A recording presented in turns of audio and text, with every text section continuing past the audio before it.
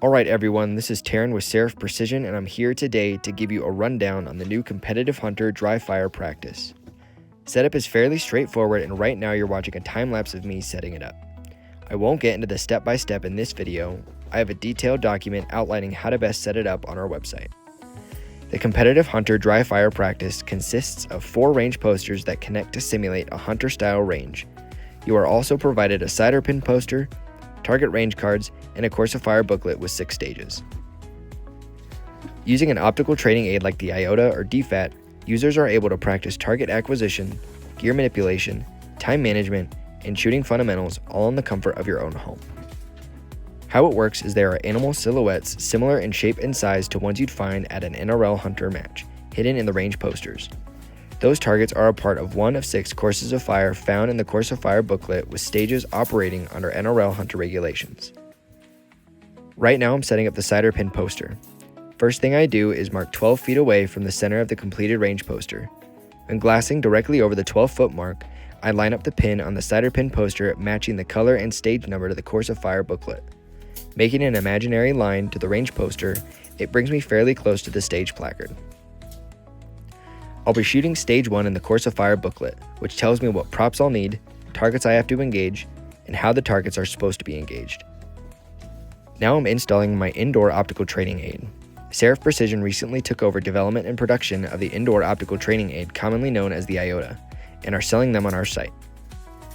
You can see now I'm putting something in the chamber of my rifle.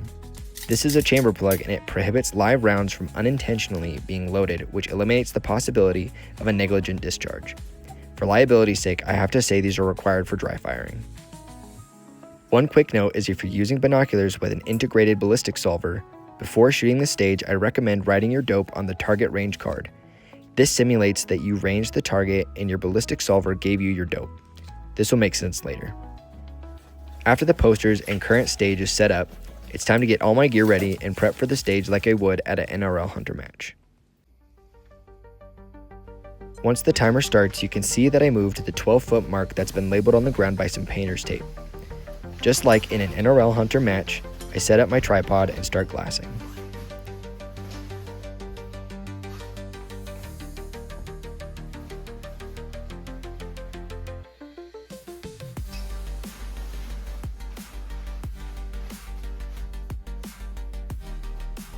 Stage limits are located on the bottom edge of the range posters. They will have the stage color and number labeled on them. No targets for that stage will be outside the limits. Once I find the target, I'll match the target and its orientation with one of the range cards next to me. I'll flip the card over, and on the back it gives me the target distance, or dope if you wrote it on the card, and the wind speed with the direction. I write my dope down on my armband and begin looking for the second target.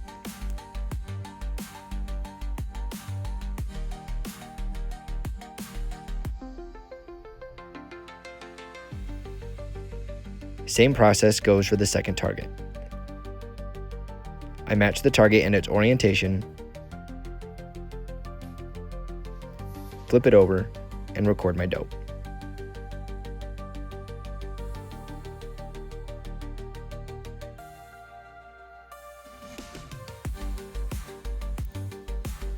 Once both targets are found and my dope is recorded, I'll grab my gear and start building a position following the course of fire.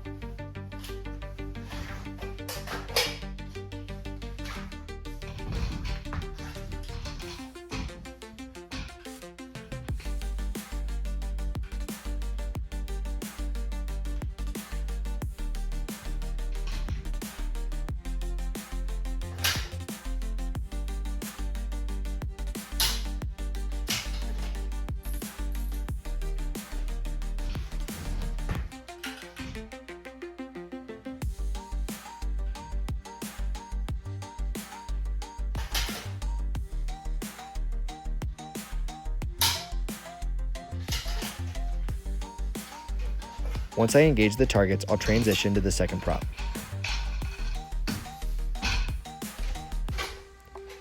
I'll build my position,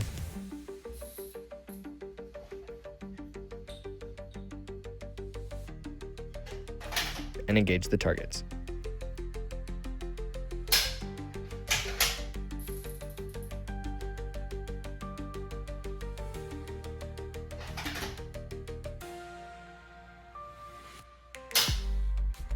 Like I said, this is one of 6 stages, so you can shoot these all in one training session or do one every few days to keep yourself sharp. We are working on making this a subscription service where each month you'll receive new range posters and a Course of Fire booklet.